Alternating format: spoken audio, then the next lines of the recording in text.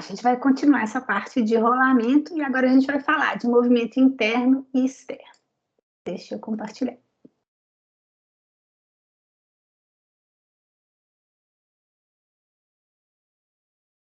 Bom, quando a gente descreve o movimento de um corpo rígido, você sempre pode descrever esse movimento como sendo um movimento de translação em relação a um ponto O qualquer, mais rotação em torno dele. É o que um corpo rígido pode fazer, o movimento geral do corpo rígido. Então, você tem um corpo rígido qualquer aqui, de azul, em relação a esse ponto aqui, você tem a coordenada de cada um dos pontos desse corpo rígido, inclusive do centro de massa. Se o ponto O, em relação ao qual você vai descrever o movimento, for o centro de massa do corpo, você vai ter como translação, que a gente chama de movimento externo, devido às forças externas, e como rotação, movimento interno. Né? O único movimento interno vai ser o de rotação possível. Então, aqui a gente está descrevendo o movimento das outras partículas em relação ao centro de massa. O centro de massa tem uma certa posição em relação à sua origem, e a gente vai medir, né? A gente vai descrever o movimento das outras partículas em relação ao centro de massa. Como o corpo é rígido, o único movimento que eles podem ter é de rotação em relação ao centro de massa. Então, o vetor posição de uma partícula qualquer em relação à sua origem aqui vai ser o vetor posição do centro de massa, que é esse vetor preto mostrado aqui, mais o vetor posição da partícula em relação ao centro de massa, que é o que está escrito aqui. Né? Se você derivar isso aqui em relação ao tempo, você tem que a velocidade da partícula vai ser a velocidade do centro de massa mais a velocidade da partícula em relação ao centro de massa. A energia cinética do sistema vai ser a soma das energias cinéticas de cada partícula que compõe esse sistema. Né? Só que VI aqui depende da velocidade do centro de massa e da velocidade em relação ao centro de massa. Então, na hora de calcular esse VI ao quadrado, eu tenho que levar essa equação aqui em consideração. Então, VI ao quadrado vai ser V centro de massa ao quadrado, mais 2 vezes V centro de massa VIR, mais VIR ao quadrado. Ok? Então, na hora de calcular a energia cinética do sistema, eu vou ter esses 3 termos aqui. Né? Vou somatório em I, né? meio de MI, VI ao quadrado vai ser meio do somatório em I de MI, V centro de massa ao quadrado, onde eu coloquei em evidência aqui o que depende de I, porque a velocidade de centro de massa não depende, mais meio de 2 vezes V centro de massa VIR, então meio corta com 2 aqui, então vai ficar V centro de massa vezes somatório em I desse termo, onde tanto MI quanto VIR depende de I, né? Vai ser diferente para cada partícula que compõe o corpo, mais meio do somatório em I de MI VIR ao quadrado, que é esse outro termo aqui. Ok? Agora vamos examinar esse termo do meio aqui. O que significa o somatório em I de MI VIR? Né? O que significa isso aqui? Momento linear total do sistema em relação ao centro de massa, ok? Então, isso aqui, somatório em I de MI e VIR, é o momento linear total do sistema em relação ao centro de massa, porque é a massa do sistema, massa total do sistema, vezes a velocidade do centro de massa, mas no referencial do centro de massa. Quanto que vale a velocidade do centro de massa no referencial do centro de massa? Vale 0. Então, esse termo aqui, esse somatório aqui é nulo. Então, você fica livre desse termo do meio e sobram só o primeiro e o último. Então, a energia cinética do sistema pode ser descrita como um termo aqui que depende só da velocidade de centro de massa e das massas que compõem o sistema, e o outro que depende da velocidade das partículas em relação ao centro de massa. Né? Então, isso aqui é a energia cinética de translação do centro de massa, isso aqui é a energia cinética de rotação em relação ao centro de massa. Né? Se o movimento interno for a rotação em torno do eixo, VIR, que é a velocidade das partículas em relação ao centro de massa, vai ser ômega ρi, onde ρi é a distância de cada partícula ao centro de massa. E a energia cinética interna, que é esse termo aqui, vai ser meio do somatório em I de MI ρi ao quadrado, ômega 2, né? O ômega é o mesmo para cada partícula. O que está entre parênteses aqui é o momento de inércia do corpo em relação ao centro de massa, ok? Isso aqui é o momento de inércia do corpo em relação ao centro de massa. Então, a energia cinética do seu sistema pode ser escrito como energia cinética de translação do centro de massa, mais a energia cinética de rotação em relação ao centro de massa. Então, esse momento de inércia aqui é em relação ao centro de massa. Ok? Então, vamos fazer um exemplo aqui. Aí, nesse exemplo, pede para mostrar que os movimentos interno e externo de um corpo rolando sobre uma superfície sem deslizamento podem ser considerados como apenas uma rotação em torno de um eixo, passando pelo ponto de contato entre o corpo e a superfície. Então, a gente já viu que a gente pode descrever o movimento de rolamento como sendo translação do centro de massa mais rotação em relação ao centro de massa. Isso vale para a energia cinética, vale para o momento angular também, que você tem o termo devido à translação do centro de massa, né? O momento angular vai ser R vetorial P, né? O R vetorial P, mais a rotação em relação ao centro de massa, I ômega, e zero ômega. E zero é o momento de inércia em relação ao eixo que passa pelo centro de massa. Ok?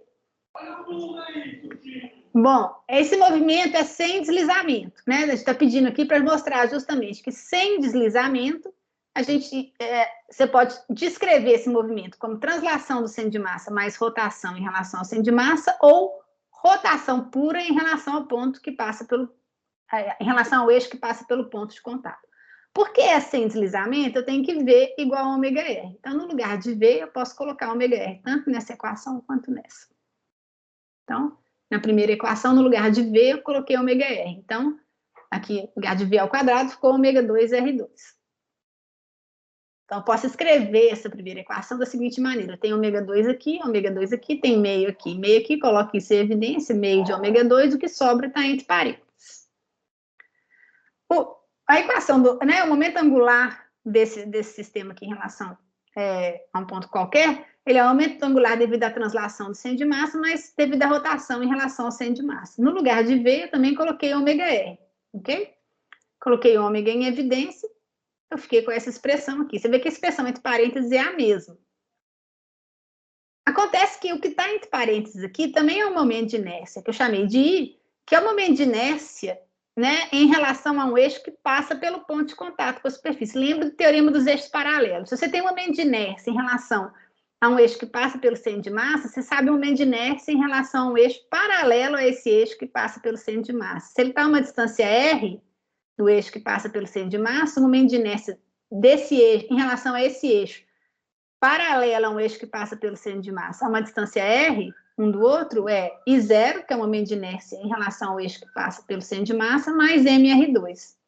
Então, essas duas equações aqui, elas podem ser escritas como energia cinética desse meu corpo rolando é meio de I ômega 2 e o momento angular é I ômega.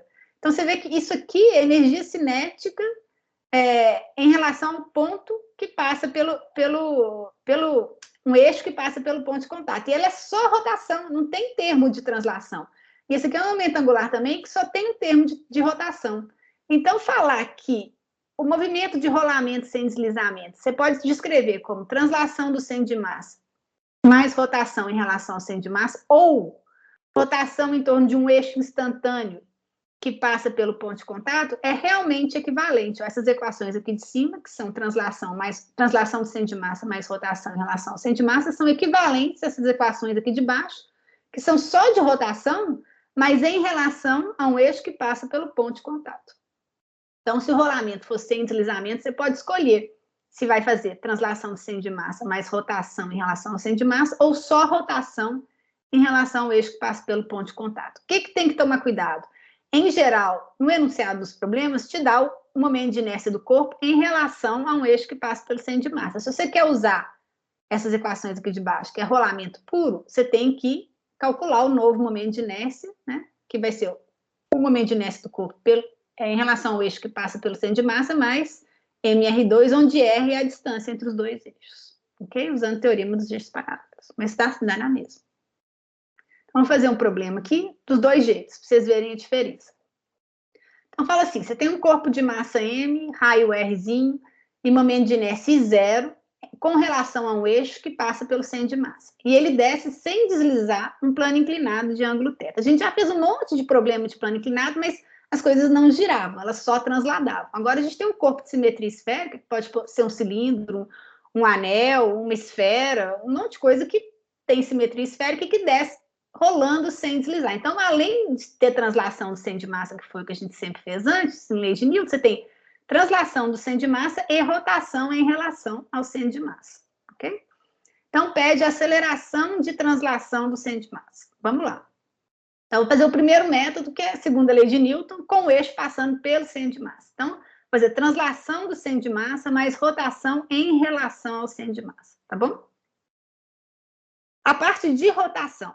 A parte de rotação, vou fazer rotação em relação ao centro de massa. Eu tenho que ver quais as forças que realizam torque em relação ao centro de massa. Então, quais as forças que atuam nesse sistema? Eu tenho o peso, que atua no centro de massa, a normal e a força de atrito, que atuam no ponto de contato.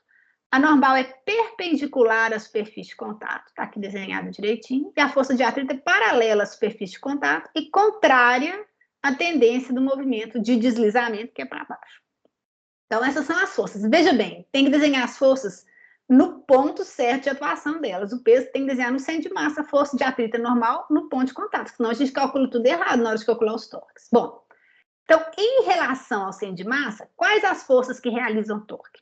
Veja bem, o peso não realiza torque em relação ao centro de massa, porque ele atua no centro de massa. Então, o vetor R, que sai aqui do ponto de atuação, que sai do centro de massa até o ponto de atuação do peso, é zero, porque o peso atua no centro de massa. Então, o torque é R vetorial F, vai ser zero no caso do peso, porque o R é zero.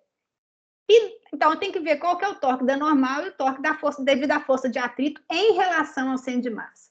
Em relação ao centro de massa, o vetor R que sai do centro de massa e vai até o ponto de atuação, tanto da normal quanto da força de atrito, é esse aqui. Ele ficou meio tortinho aqui, porque não consegui fazer ele exatamente paralelo ao normal, mas ele é paralelo ao normal. Então, ele sai do eixo do centro de massa, né, que é o eixo de rotação, e vai até o ponto de atuação, ponto de contato aqui, que é o ponto de atuação tanto da normal quanto da força de atrito. Agora, a gente tem que calcular o torque devido à normal e devido à força de atrito.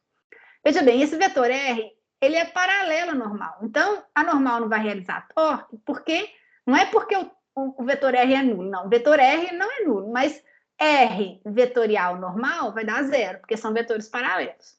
Então, a única força capaz de realizar torque em relação ao centro de massa é a força de atrito. E esse vetor R é perpendicular a ela, ok? Então, o torque devido à força de atrito vai ser força de atrito vezes R, onde R é o raio desse corpo aqui que foi dado para a gente, ok? E é o único torque. Então, isso também é o somatório de torques que atua nesse corpo em relação ao centro de massa. Então, porque esse é o somatório de torques, isso é igual a I alfa, né?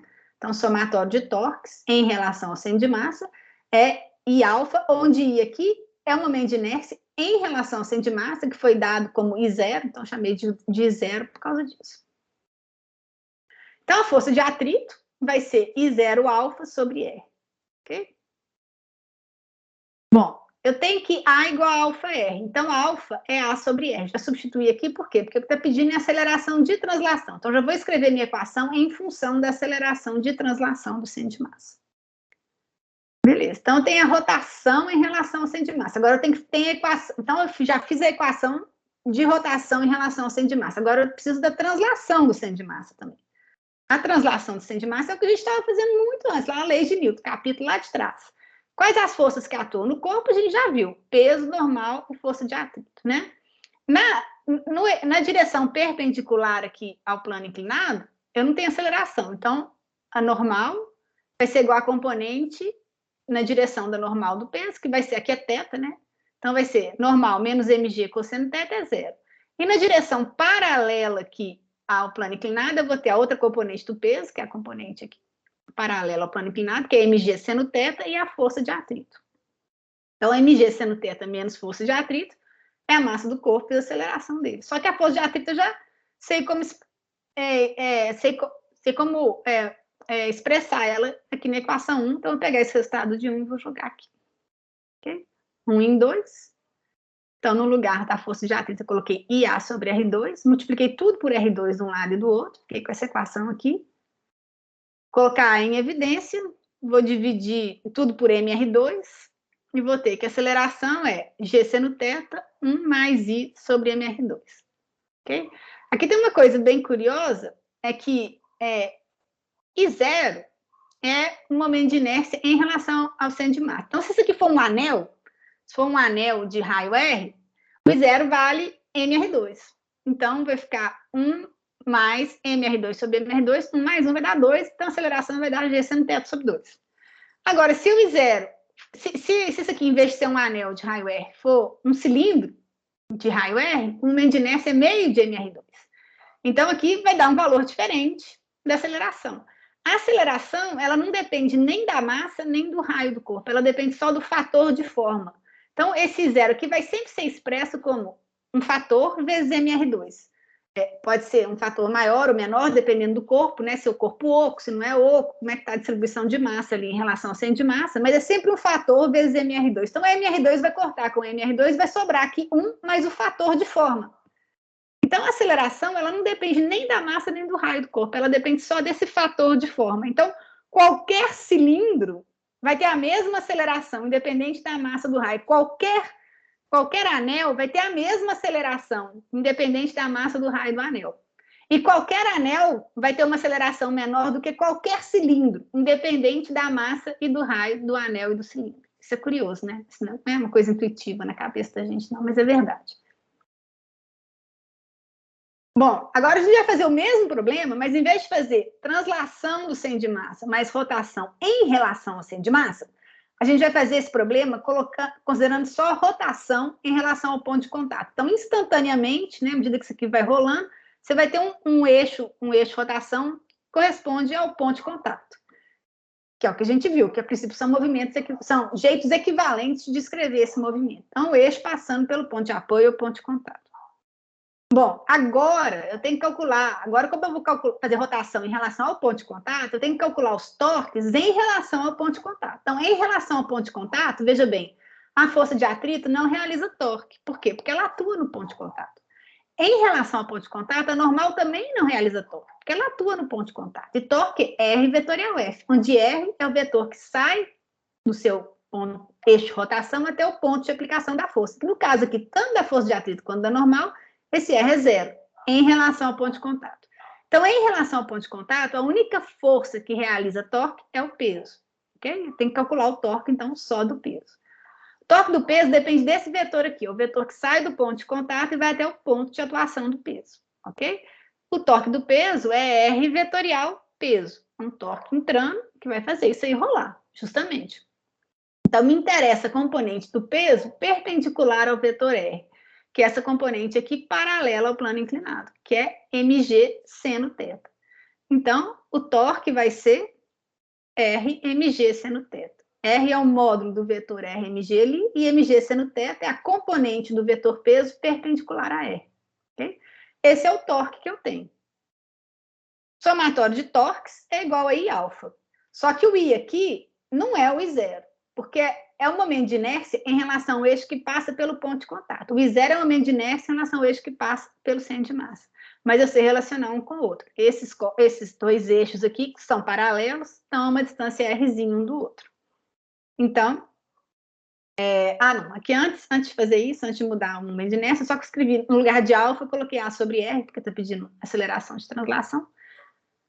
Né? Então, a aceleração vai ser mg seno θ dividido por isso e sobre R2, só fazer a continha aqui, divide tudo por M em cima e embaixo, dá esse resultado aqui. Agora, no lugar de I, né, o I não foi dado. No lugar de I, eu vou colocar I0 mais MR2, teorema dos eixos paralelos, que foi dado para o momento de inércia em relação ao centro de massa, e eu estou fazendo, estou descrevendo o movimento com rotação pura em relação ao ponto de contato. Então, o momento de inércia em relação ao ponto de contato, que está a uma distância R do centro de massa, é I0 mais MR2. Então, no lugar de I aqui, eu vou colocar I0 mais MR2.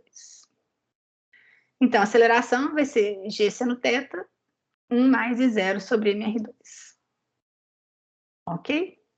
Que é exatamente o mesmo resultado. Então, tanto faz.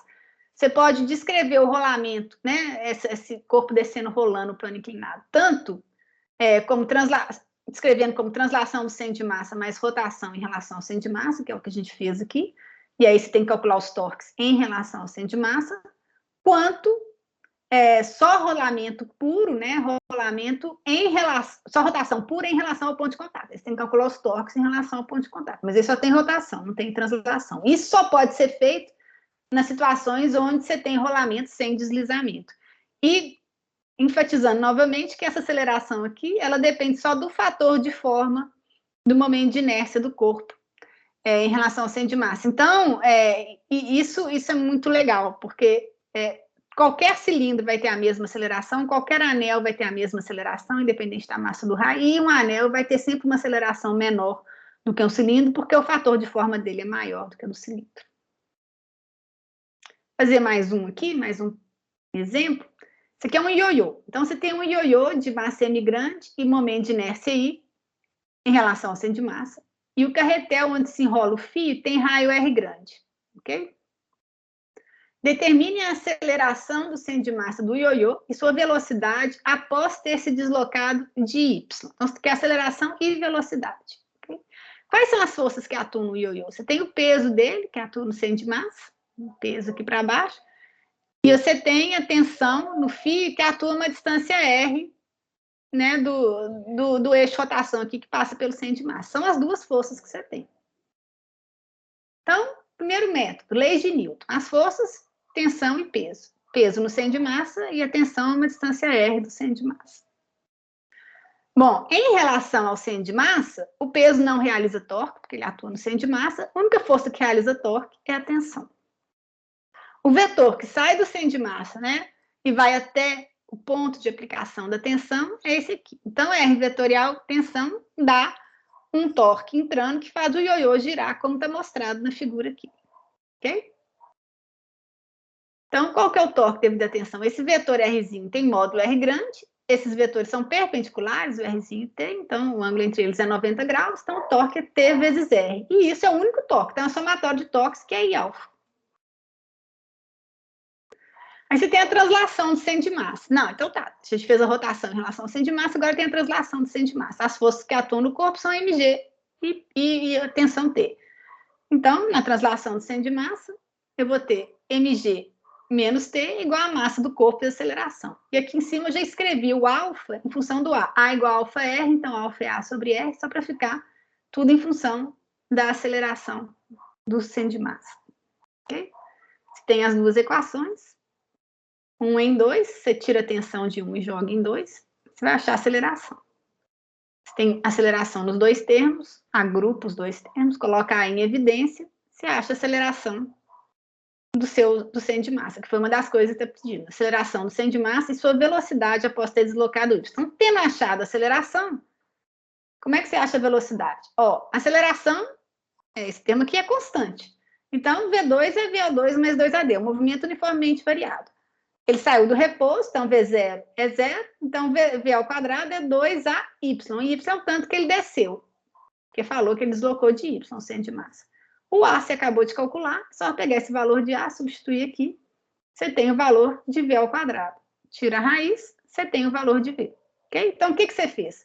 Você aplicou, você descreveu esse movimento como translação do centro de massa, mais rotação em relação ao centro de massa, translação do centro de massa, somatório de forças igual a MA, rotação em relação ao centro de massa, somatório de torques em relação ao centro de massa, é I alfa, né? O peso não realiza torque em relação ao centro de massa, combinou as duas equações e achou a aceleração.